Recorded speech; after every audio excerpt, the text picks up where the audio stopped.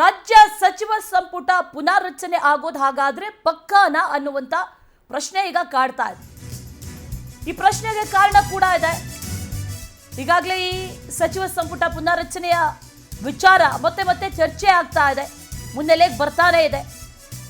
April ತಿಂಗಳಿನಲ್ಲಿ ಸಂಪುಟ ಪುನಾರಚನೆನ ಹಾಗಾದ್ರೆ ಶಾಸಕನಿಗೆ ಖುದ್ದು ಎಸಿಸಿ ಅಧ್ಯಕ್ಷ ಖರ್ಗೆ ಭರವಸೆಯನ್ನೇನಾದ್ರೂ ಕೊಟ್ರ ಅನ್ನುವಂತ ಪ್ರಶ್ನೆ. ಶಾಸಕ ನಾರಾಯಣ ಸ್ವಾಮಿ ಸ್ಫೋಟಕ ಹೇಳಿಕೆಯನ್ನ ನೀಡಿದ.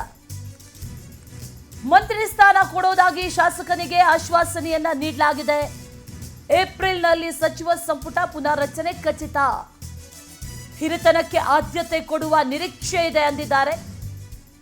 ಮಂತ್ರಿ ಸ್ಥಾನ ಕೊಟ್ರೆ ಅಭಿವೃದ್ಧಿಗೆ ಅವಕಾಶ, ಅಭಿವೃದ್ಧಿ ಮಾಡ್ತೇನೆ, ನನಗೇನಾದ್ರೂ ಮಂತ್ರಿ ಮಾಡಿದ್ರೆ ಅನ್ನುವಂಥ ಮಾತನ್ನ ಹೇಳಿರೋದು. ಜಿಲ್ಲೆಯಲ್ಲಿ ನಾವು 4 ಶಾಸಕರಿದ್ದೇವೆ, ಯಾರಿಗೇ ಸಚಿವ ಸ್ಥಾನವನ್ನ ಕೊಟ್ಟರೂ ಕೂಡ ನನ್ನ ಸಹಮತ ಇದೆ ಅಂತ ಬಂಗಾರಪೇಟೆ ಶಾಸಕ ನಾರಾಯಣ ಸ್ವಾಮಿ ಹೇಳಿದ. ನನಗೆ ಹಿಂದೆನೇ ರಾಷ್ಟ್ರೀಯ ಅಧ್ಯಕ್ಷರಾಗಿರ್ತಕ್ಕಂಥ ಗೌರವಾನ್ವಿತ ಮಲ್ಲಿಕಾರ್ಜುನ ಖರ್ಗೆ ಸಾಹೇಬ್ರವರು, ಮುಖ್ಯಮಂತ್ರಿ ಆಗಿರ್ತಕ್ಕಂಥ ಸಿದ್ದರಾಮಣ್ಣವರು, ಡಿ.ಕೆ. ಶಿವಕುಮಾರ್ ಅವರು 2ನೇ ಅವಧಿಗೆ ಮಂತ್ರಿ ಮಾಡುವ ಒಂದು ಅವಕಾಶವನ್ನು ಕೊಡ್ತೀವಿ ಅನ್ನೋ ಮಾತನ್ನು ಕೂಡ ಹೇಳಿದ್ದರು. ನನಗೆ ವಿಶ್ವಾಸ ಇದೆ, ನಂಬಿಕೆ ಇದೆ, ಖಂಡಿತವಾಗಿ ಕೂಡ ರೀಶಫಲ್ ಮಾಡೋ ಸಮಯದಲ್ಲಿ ಈ ಜಿಲ್ಲೆಗೆ ಒಬ್ಬ ಮಂತ್ರಿಯನ್ನು ಕೊಡ್ತಾರೆ ಅನ್ನೋ ವಿಶ್ವಾಸ ನನಗಿದೆ. ಸಂಪುಟ ಪುನರ್ರಚನೆ ಸದ್ಯಕ್ಕಾಗೋದಿಲ್ಲ, ಏಪ್ರಿಲ್ನಲ್ಲಿ ಆಗ್ತದೆ. ಜಿಲ್ಲೆಯಲ್ಲಿ ಮುಂದೆ ರೀಶಫಲ್ ಆದಾಗ ನನಗೆ ಹಿಂದೆನೇ ರಾಷ್ಟ್ರೀಯ ಅಧ್ಯಕ್ಷರಾಗಿರ್ತಕ್ಕಂಥ ಗೌರವಾನ್ವಿತ ಮಲ್ಲಿಕಾರ್ಜುನ ಖರ್ಗೆ ಸಾಹೇಬ್ರವರು, ಮುಖ್ಯಮಂತ್ರಿ ಆಗಿರ್ತಕ್ಕಂಥ ಸಿದ್ದರಾಮಣ್ಣವರು, ಡಿ.ಕೆ. ಶಿವಕುಮಾರ್ ಅವರು 2ನೇ ಅವಧಿಗೆ ಮಂತ್ರಿ ಮಾಡುವ ಒಂದು ಅವಕಾಶವನ್ನು ಕೊಡ್ತೀವಿ ಅನ್ನೋ ಮಾತನ್ನು ಕೂಡ ಹೇಳಿದ್ದರು. ನನಗೆ ವಿಶ್ವಾಸ ಇದೆ, ನಂಬಿಕೆ ಇದೆ, ಖಂಡಿತವಾಗಿ ಕೂಡ ರೀಶಫಲ್ ಮಾಡೋ ಸಮಯದಲ್ಲಿ ಈ ಜಿಲ್ಲೆಗೆ ಒಬ್ಬ ಮಂತ್ರಿಯನ್ನು ಕೊಡ್ತಾರೆ ಅನ್ನೋ ವಿಶ್ವಾಸ ನನಗಿದೆ. ಸಂಪುಟ ಪುನರ್ರಚನೆ ಬಂಗಾರಪೇಟೆ ಶಾಸಕ ನಾರಾಯಣ ಸ್ವಾಮಿ ನೀಡಿರುವಂಥ ಸ್ಟೇಟ್ಮೆಂಟ್, ಆ ಸ್ಟೇಟ್ಮೆಂಟನ್ನು ಗಮನಿಸಿದ್ವಿ. ಖುದ್ದು ಮಲ್ಲಿಕಾರ್ಜುನ ಖರ್ಗೆ ಅವರೇ ನನಗೆ ಈ ಭರವಸೆಯನ್ನು ಕೊಟ್ಟರು ಅನ್ನುವಂಥ ವಿಚಾರವನ್ನು ಅವರೇ ಹೇಳ್ತಾ ಇದ್ದಾರೆ. ಸದ್ಯಕ್ಕಾಗಲ್ಲ, ಏಪ್ರಿಲ್ನಲ್ಲಿ ಆಗುತ್ತೆ ಅನ್ನುವಂಥ ಒಂದು ಸೂಚನೆಯನ್ನು, ಒಂದು ಮಾತನ್ನು ಹೇಳಿದ್ದಾರೆ. ಆ ಮೂಲಕ ಪುನರಚನೆ ಆಗೋದಂತೂ ಪಕ್ಕ ಅನ್ನುವಂಥ ವಿಚಾರ ಶಾಸಕರೇ ಹೇಳಿದ್ದಾರೆ.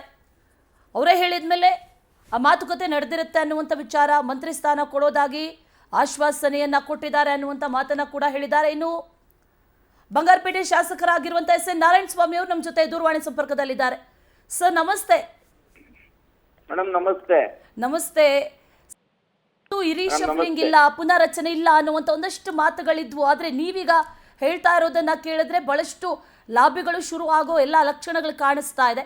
ನಿಮ್ ಖುದ್ದು ಆಶ್ವಾಸನೆ ಕೊಟ್ರ ಏಪ್ರಿಲ್ ಆಗತ್ತಂತ? ಹೇಗೆ ಪುನರಾರಚನೆ ಮಾಡ್ತಕ್ಕಂಥದ್ದು 2.5 years ಕೊಡ್ತೀವಿ ಅಂತ ಹೀಗೆ ಹೇಳಿದ ಮಾತಲ್ಲ.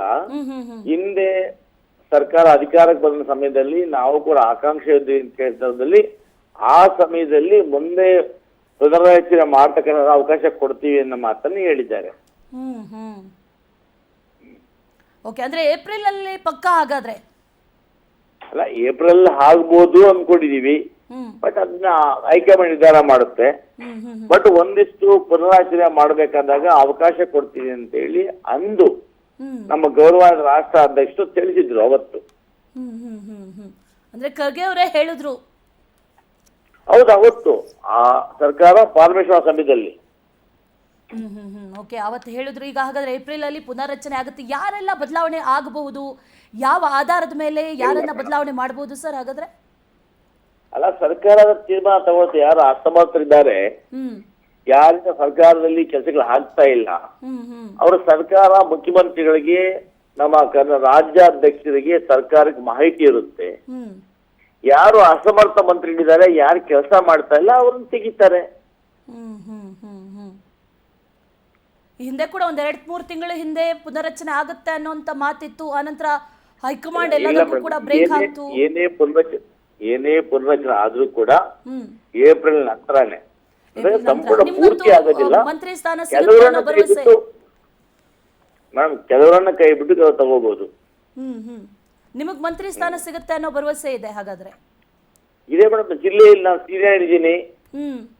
ಆಮೇಲೆ ಈ ಭಾಗದಲ್ಲಿ ಕೋಲಾರ, ಚಿಕ್ಕಬಳ್ಳಾಪುರ ಈ ಎರಡೂ ಜಿಲ್ಲೆಗಳಲ್ಲಿ ಬಲಗೈ ಸಮುದಾಯ ಹೆಚ್ಚಾಗಿದೆ. ಬಲಗೈ ಸಮುದಾಯದವರನ್ನ 70 ವರ್ಷಗಳಿಂದ ಯಾರನ್ನೂ ಇಲ್ಲಿ ಮಂತ್ರಿ ಮಾಡಿಲ್ಲ. ಹಾಗಾಗಿ ಆ ಒಂದು ವಿಶ್ವಾಸ ಇದೆ. ಅಂದ್ರೆ ಕೊಟ್ಟ ಮಾತಿನಂತೆ ಪುನರಚನೆ ಆಗತ್ತೆ, ನಿಮ್ಗೊಂದು ಅವಕಾಶ ಸಿಗುತ್ತೆ ಅನ್ನುವಂತ ವಿಶ್ವಾಸ, ಆಶಾಭಾವನೆ ಇದೆ. ಅಂತೂ ಪಕ್ಕಾ ಅಂತ ಆಯ್ತು. ಇದ್ರ ಬಗ್ಗೆ ಈಗ ಏನಾದ್ರು ಚರ್ಚೆಗಳು ನಡೀತಾ ಇದೆಯಾ ಸರ್ ಹಾಗಾದ್ರೆ? ಇಲ್ಲ ಮ್ಯಾಮ್, ಈ ಸರಿ ಚರ್ಚೆ ಏನಿಲ್ಲ. Okay, okay, thank you. ಧನ್ಯವಾದ ಪವರ್ ಟಿವಿ ಜೊತೆ ಮಾತಾಡಿದ್ದಕ್ಕೆ ಶಾಸಕರೇ.